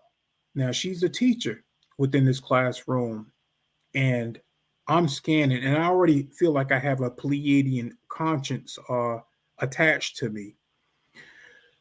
And I'm scanning the room, psychically scanning the room, trying to locate this particular being. I know he's in there, but I cannot pick up his life force. Whatever technology he was using masked his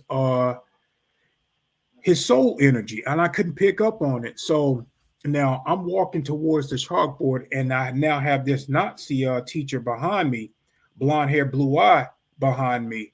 Now, when I'm in that trance, I can see behind me. I don't need my eyes to see. I can remote view behind me. So she blew a kiss at this being. She knew where he was at in the room, but didn't want to give me his location. She kissed at this being. Then I spotted his location. I walked over towards him. Then I put my hands around his neck and I choked him out. I killed him on the spot. Now, when you deal with beings, they make a decision where we can't um, help you to do good things, then you have to be eliminated. And this being was doing a lot of bad things to these children. And I'm talking about bad things, James. Now, I don't know if I can mention that on your show, but he was doing a lot of bad things to these Nazi children, and he needed to be eliminated. Oh wow! And so I guess he was part of that apparatus. This Yes. not okay.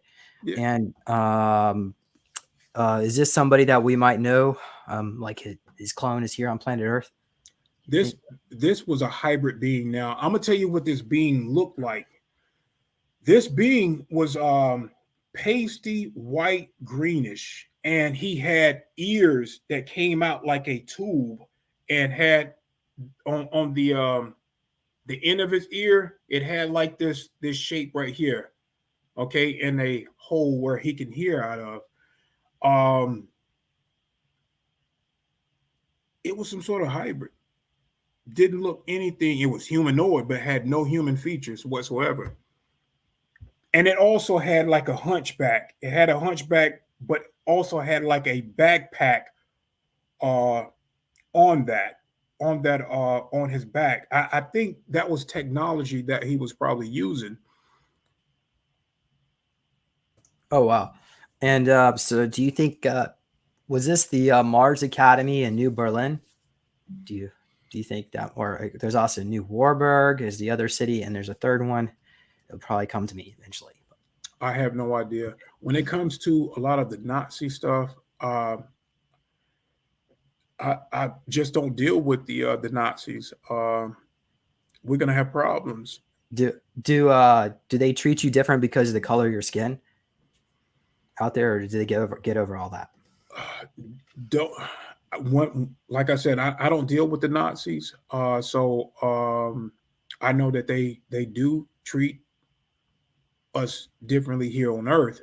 So it will probably be no different out there in space. Um, but yeah, as far as the Nazis go, I don't really mingle with them because of a lot of the negative things that they do. And they had no problem, James. They had no problem with that being doing this to the children. But Yeah, well, certainly in at least at the German academy there, the discipline is very strict. There's a lot of abuse. They would obviously like slap your hand, if you made a mistake with a ruler, that kind of stuff. And they encourage their children to compete with each other. So there's a lot of bullying going on. So yeah, you can just imagine how horrible it would be unless you were a bully yourself and you enjoy it. yeah, But but that Nazi teacher, I really think that and I'm not trying to get her in trouble. I'm not trying to get her in trouble, but I think that she wanted me to kill him too. uh, the teacher wanted to kill who, or they wanted you to kill that That teacher? being that was doing bad things to the Nazi children. Okay.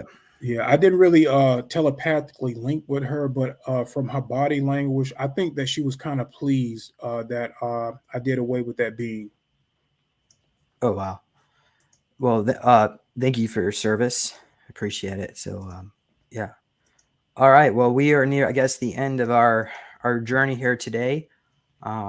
Is there anything else you wanted to mention that maybe we forgot to? I guess recruited to join a professional remote viewing group. So we I guess you don't really have too much info on that, but No, that was when it comes to this particular group. When I sent you the that text that they sent me, now I have no idea who they are, but apparently they know exactly who I am and knew how to get in contact with me. They wanted to recruit me to be a remote assistant.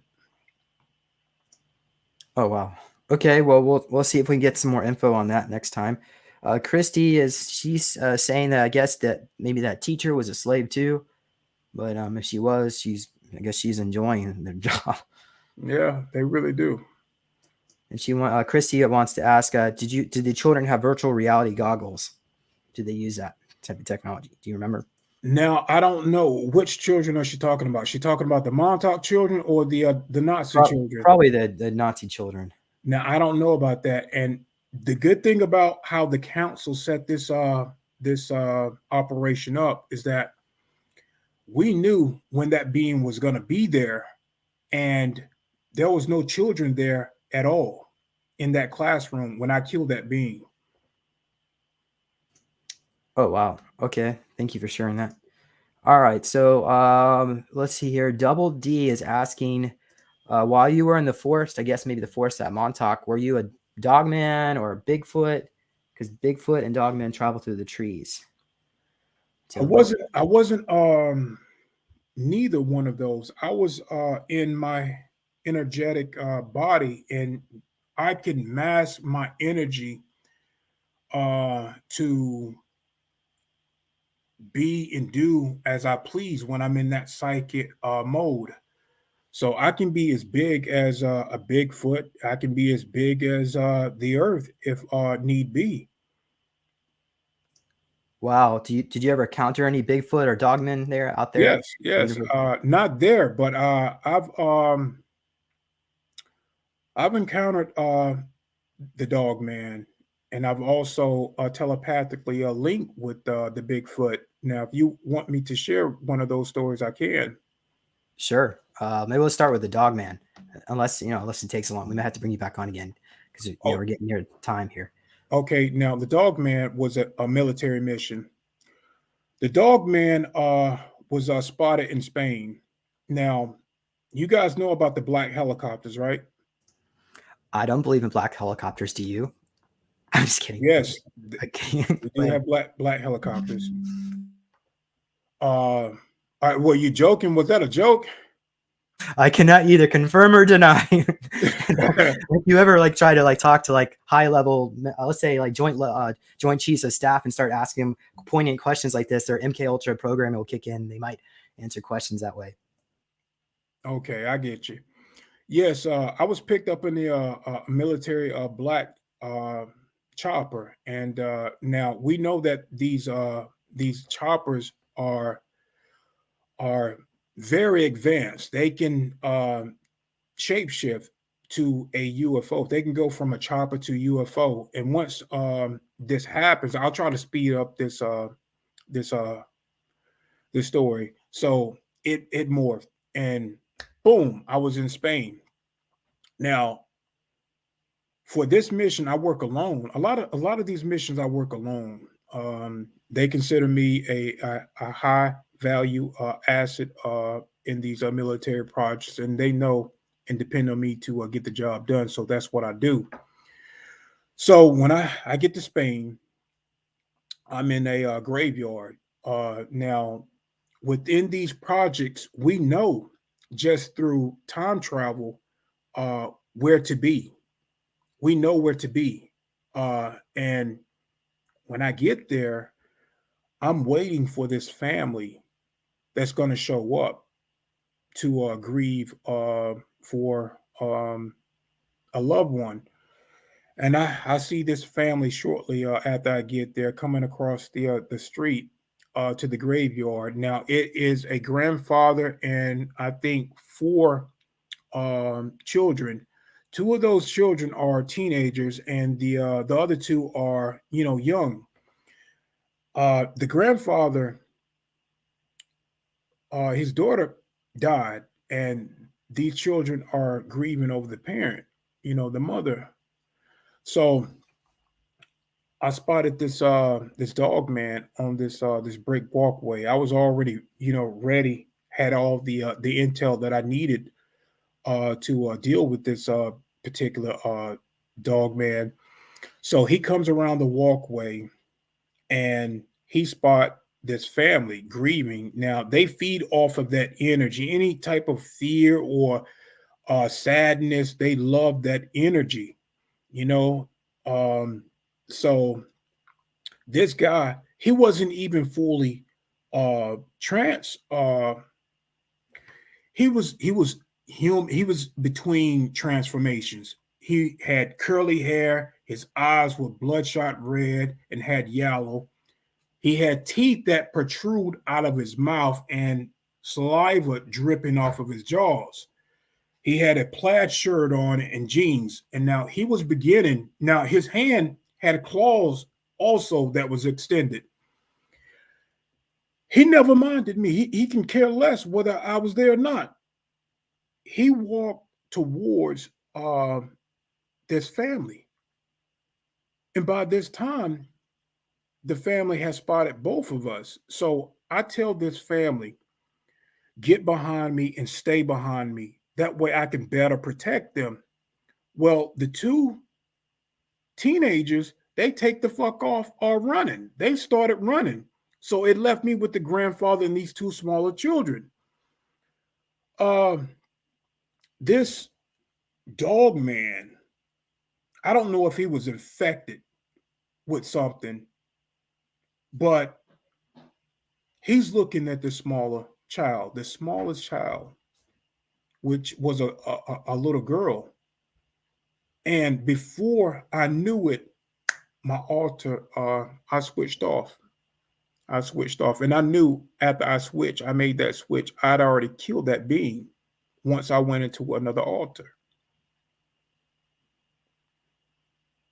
Oh wow, thank you. That's basically it, the story. Mm-hmm.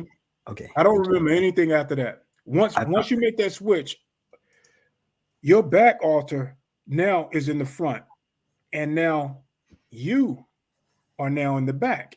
So you don't remember anything after that. Okay, let me share my screen. We're gonna have to call it quits after this. So this is the XH75D, the TRASH75 XH75D. Did your helicopter look anything like this? It looked exactly like a regular black helicopter, the ones that you would see in human society. Okay, because yeah, I know at least that one, probably the one that you have. It looks just like a regular helicopter, but then it goes into levitation mode. It can become totally Yes, silent, and I guess we learned something new today, that it can teleport. So, yes. all right. Well, thank you, Raw. I know we didn't have time to talk about your Bigfoot encounter.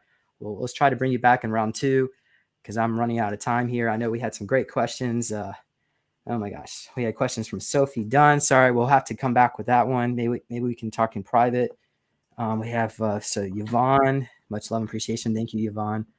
Valerie dreamt she had a 20-foot black spider made. Okay, so Valerie's probably been on Mars. I don't know, because Rock, I don't know if you remember spiders on Mars. Can you Yes, they confirm? are. They're huge as fuck too. And I guess the 20-foot one, it looks more like a brown colored, kind of like a crab-like creature. Mm-hmm. But yeah. And Double D wants to know, did they chip you? Yes, I have 2 chips. All right. Next time we come on, James, I would have to shave my hair, but I'll be willing to show you the one that I have on top of my head. Now that is from the Galactic Council. The Oh, one wow. the one for the military I have right here in my the bottom lip. Oh, wow. Okay. And somebody was commenting, do you look like or are you related to Denzel Washington? No. So here's him in a white hat. So I had let me get rid of this raw cloud. Oh gosh, Double D. There you go. Okay. So there you have it, everybody. Thank you, Raw Cloud. Everybody have a wonderful day. I will see you all later, probably on Monday. I don't know. We'll see. You can tell them how to reach me. Oh yeah. Your the website to, I guess, the YouTube channel is in the description. So yeah, we also go check out his videos, because I guess you put like a new video. It seems like almost every day, a little 10-minute clip. So yeah. All right, everybody. Thank you. We'll see you all later. Have a wonderful day, and be sure to support the channel. Go get a book and buy a meditation cube. neologicaltac.com. You can also make a donation to my nonprofit. So this goes, some of my own experiences. I know you have one, so hopefully it's not blowing your mind too much, but maybe it is. I don't know. It's a good book. Good book. Yeah. Okay. Anyway, there you all have it. Okay, now we are seriously gonna have to go because I'm already late. See you all. Bye, everybody.